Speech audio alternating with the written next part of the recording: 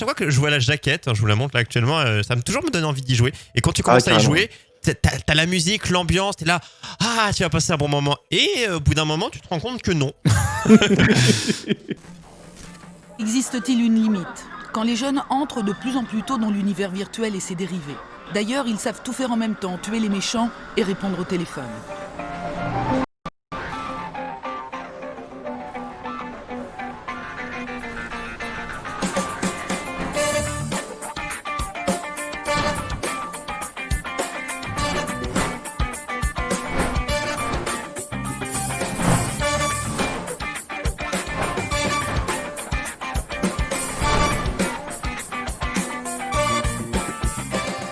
Et bonsoir à toutes et à tous, c'est Troyer, j'espère que vous allez bien. Et nous revoilà pour le YOLO Show 2021, cette nouvelle année. Pour faire l'émission, il est toujours à mes côtés, le Zéro, toujours chaud et toujours souriant. Comment tu vas, Lo ? Salut à tous, ça va extrêmement bien. Alors chaud, moyennement, là, vous devez voir, ceux qui ont l'image voient que j'ai un peu froid. Il a éteint le chauffage. J'ai un peu frais. Il a éteint le chauffage, EDF a dit non.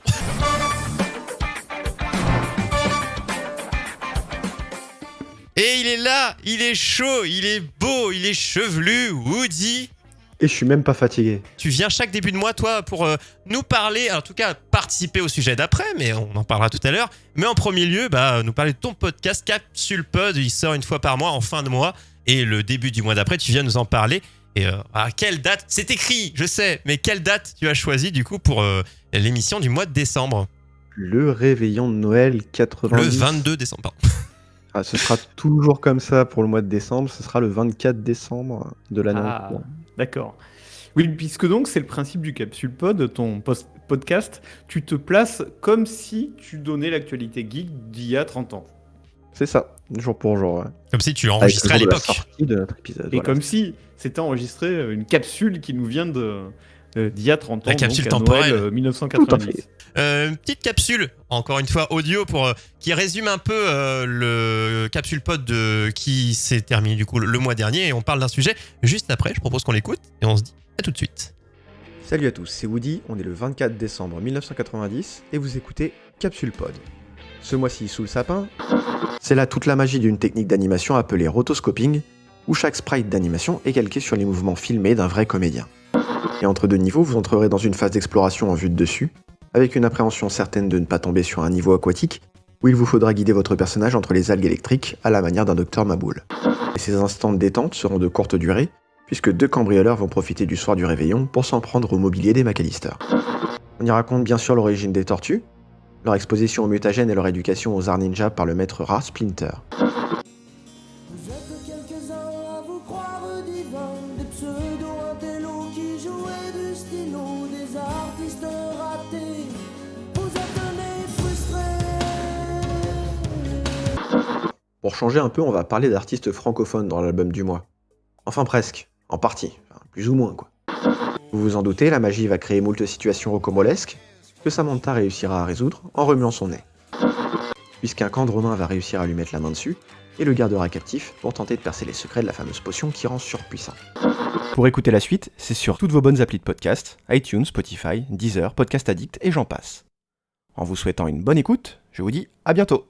Et voilà pour le résumé du coup de Capsule Pod de 24 décembre 1990, le dernier sorti. Et la coutume est toujours, on choisit un sujet que tu as traité dans cette émission qui dure 1 heure. Une petite heure pour ensuite vous donner envie à vous d'aller écouter l'émission en entier. On balancera, on peut déjà le faire d'ailleurs, hein. Je balance directement le Twitter de Woody dans le chat. Et nous, on a choisi, du coup, pour vous donner l'eau à la bouche. En fait, c'est l'eau qui a choisi. Et moi, j'ai dit, bah ouais, on va parler de... Vas-y. Ouais, j'ai trouvé que c'était un peu la thématique, pour moi c'était un peu la thématique de ce numéro, c'était les Tortues Ninja, parce que tu t'en parles 2 fois dans le podcast. Et oui, alors qu'en plus j'en avais déjà parlé, c'est ça le pire. Et oui, alors t'avais déjà raconté dans un précédent les origines, l'histoire des origines des Tortues Ninja. Mais là on parle du jeu NES, qui est donc Nintendo Entertainment System, donc TMNT, pour ceux qui ont toujours vu l'abréviation écrite sur des bouquins... ou autre. Et je me dis que ça doit parler aux gens parce que finalement le joueur du grenier. On a fait une vidéo. En fait, si joueur du grenier on a fait une vidéo, ça passe. Bah, j'en parlerai dans le capsule Legacy, mais il y a eu la VGN. Vous connaissez Oui, peut-être la VGN, VGN? l'origine Donc, de l'inspiration JDG. l'origine du JDG, le JDG original d'ailleurs, qui, spoiler, apparaît dans la vidéo anniversaire, hein, Joyce Oui. Rolfe, qui est quand même un Allez voir la vidéo anniversaire de JDG en deux gros caméo. parties. Il avait justement fait une vidéo sur Tortue Ninja NES et quelques années plus tard, le JDG en a fait une également, voilà, parce que c'est un jeu qui est réputé comme étant extrêmement difficile et très cruel, mais de mémoire, quand j'étais gosse, c'était un jeu que tu retrouvais dans absolument tous les foyers qui avaient une... Mais il y avait le pack avec la NES, hein, d'ailleurs. Hein. C'est pour ça qu'il a été tellement répandu. Honte. On va en parler de ce jeu. L'autre, tu n'y as pas joué, toi. Tu le connais Non, via non, de je l'ai pas réputation joué. et de vidéo. J'avais des amis qui avaient des NES, mais j'ai jamais croisé ce jeu. Ceci dit, j'ai l'impression de le connaître parce que effectivement, on en a entendu parler pas mal sur son côté très difficile et punitif. Et un jeu qui s'appelle d'ailleurs Teenage Mutant Hero Turtle chez nous, parce que ces gros marrants d'anglais ont décidé que Ninja j'aurais pu c'était vous le trop chercher, violent je pour la l'ai. jeunesse. Voilà. Et justement, j'en parlais à Troyer juste avant. Je me disais, mais pourquoi ils ont changé le nom? Alors, c'est vraiment ça, c'était une décision. Attends, je vais vous le Ah, chercher. trop violent. Je vais vous le chercher, attendez. C'est incroyable. Ninja, c'est plus violent que. Ouais, bah, quelque part, oui. Ah oui, surtout qu'ils sont revenus assez vite dessus, parce que dans tous les cas, le film qui est sorti dans l'année s'appelait Teenage Mutant Ninja Turtles. Voilà. Après, il y a quelques passages violents pour les mots, mais je crois que ce film-là, il nous a tous marqués, il nous en a ça. Alors Et que, alors- en plus, il a eu des critiques Le voilà, film, mauvaises. là, tu en parles, et ça a été un succès énorme. Le film, Un il grand est succès, sorti ouais. 9 mois après sa sortie aux États-Unis. Oui, c'était très courant ça à l'époque. Il y a des films qui sortaient même des fois un an et demi après. Ah ouais. Mais et alors, ouais. le jeu, est-ce que les jeux, ils sortaient pas non plus à la même date partout? Non, Non. effectivement, et Surtout à généralement l'époque, c'était toujours dans le même ordre. T'avais la sortie japonaise, quelques mois après t'avais la sortie américaine, et nous on était toujours servis en dernier. Non, où C'est t'avais dans souvent la majeure partie des cas, c'était ça. la sortie japonaise et c'est tout. Il y avait Des ou la fois. sortie japonaise et la sortie américaine, et nous on n'avait pas le jeu. Ouais, pas ça. Et en fait, Pareil il faut aussi. bien voir que c'était hyper optimal pour Nintendo, par exemple, ou pour les éditeurs, parce que ils pouvaient mettre le paquet sur un pays de promotion, etc. Et puis ensuite passer au continent suivant, puis au continent suivant. C'était bien plus Du coup, facile. Là j'ai les dates sous les yeux. Au Japon il était sorti le 12 mai 89. Alors AN, qu'est-ce que c'est que AN? Amérique du Nord, d'accord. Amérique du Nord il est sorti Ouais, en juin t'as 89, coupé. et nous on l'a eu qu'en août 90. Ouais, ça mettait du temps à arriver. Hein. Entre le Japon Ouais. et nous, il y a plein de fois où les gens étaient passés déjà quand les jeux avaient plusieurs numéros, au 2, au 3, et nous, on n'avait même pas encore eu le 1. Alors, j'en ai 2 exemplaires. Et moi, il me donne, à chaque fois que je vois la jaquette, hein, je vous la montre là actuellement, ça me toujours me donne envie d'y jouer. Et quand tu commences à y carrément. jouer, t'as la musique, l'ambiance, t'es là, tu vas passer un bon moment. Et au bout d'un moment, tu te rends compte que non.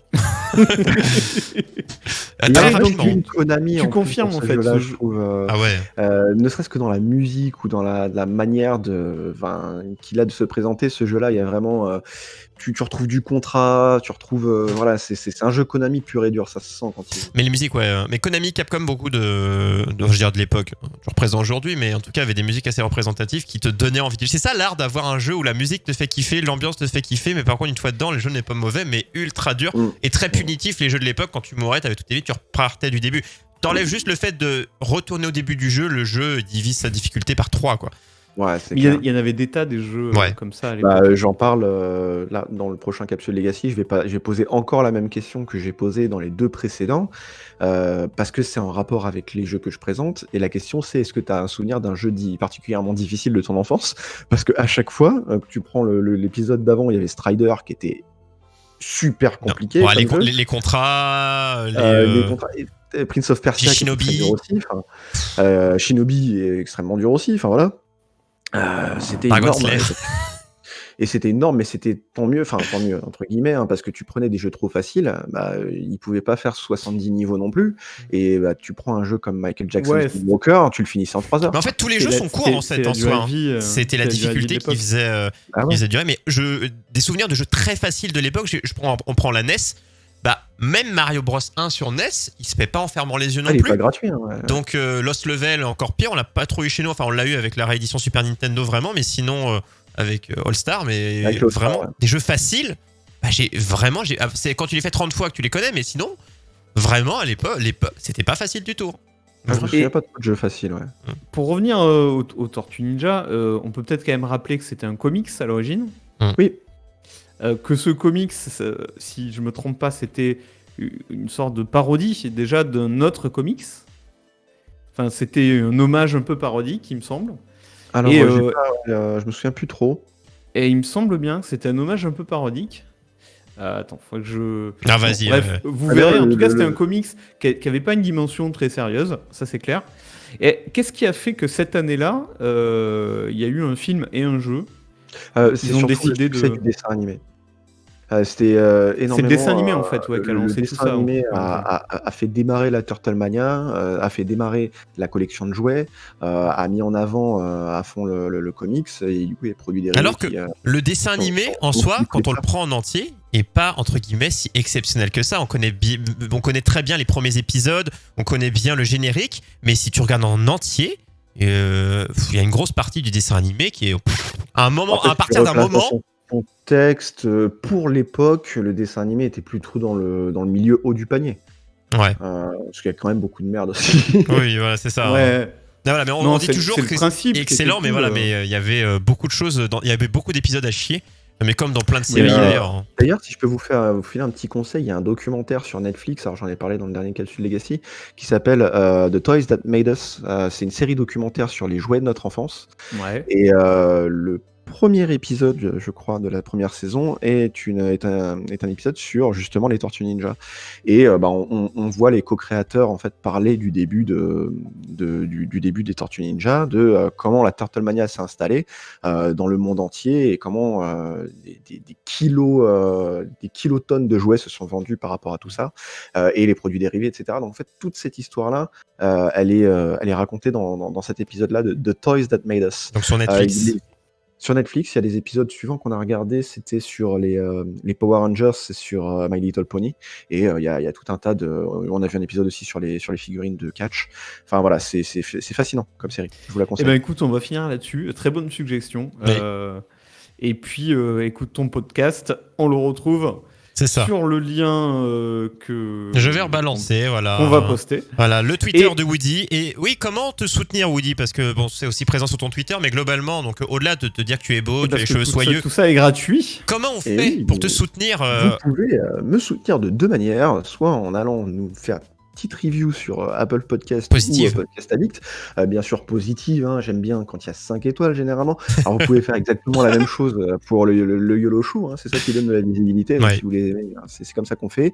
Et si vous voulez mettre un petit peu la main à la pâte et rémunérer un peu le ménestrel, ça se passe sur tipeee.com/capsulepod et il y a des petits contreparties sympas, dont des superbes cassettes audio d'époque. collector, ça vaudra cher plus tard. Collector, voilà. Non, mais gardez-les, vu que ça mon se- succès en fait est inévitable. Ouais, ça peut se revendre cher. Tu as eu un léger délai d'ailleurs, il me semble, ce mois-ci. Ah mais un truc de fou. Le seul truc que je produis pas moi-même, même si je les découpe, etc. Ce sont les jaquettes parce que je les fais chez un imprimeur pour que ce soit un petit peu joli. Et en fait, pendant 2 semaines, pas de nouvelles quoi. Je pense que le gars il s'est pris quelques vacances. Il s'est Et là, reposé, il le dit, mec. non, tu seras livré lundi. Je fais, bah ok, ça fait juste 3 semaines que je t'ai commandé 10 feuilles, mais tout va bien. Quoi. Ouais. Bon, en tout cas, Noël, vous qu'est-ce que tu veux? pouvez Surtout que j'avais prévu un petit cadeau de Noël en plus Bah à mes ouais. abonnés. Je suis un petit peu dégoûté. tu les as déçus, je le sens. Il y en a un qui est là. Tu les as grandement, grandement déçus. Et d'ailleurs, ça me fait S'il penser m'écoute, voilà, je m'excuse. sur les notes d'étoiles. Moi, quand je discutais avec les gens de chez Orange, et à chaque fois, ils disent faut leur donner une bonne note quand tu reçois un message. Et moi, toujours les meufs, elles me disaient vous allez recevoir un message et la note c'est 5. Et elle me dit une autre phrase, elle me l'a dit 4 fois. Et elle a dit et la note c'est 5. Elle fait de la persuasion, c'est Fabien Olicard. La note c'est 5. Je lui dis ok, merci, au revoir, la note c'est Je 1. mettrai pas. Ferme les yeux. La semaine prochaine, vous verrez, on aura un invité exceptionnel, encore plus, parce que chaque invité est exceptionnel. Woody, tu es exceptionnel, le prochain sera exceptionnel, voilà, on n'a pas le choix. Vous allez voir, on C'est a bien, une mes vannes série dépassent toutes d'invités qui arrivent dans le YOLO Show. C'est ça. Donc, plein de bonnes choses. On vous fait, comme je dis, des bisous. À la semaine prochaine, comme d'habitude, 21h sur la Golden TV. D'ici là, gardez la pêche quoi qu'il arrive. Prenez soin de vous. Des bisous. Tchou. Et à la prochaine. Tchou.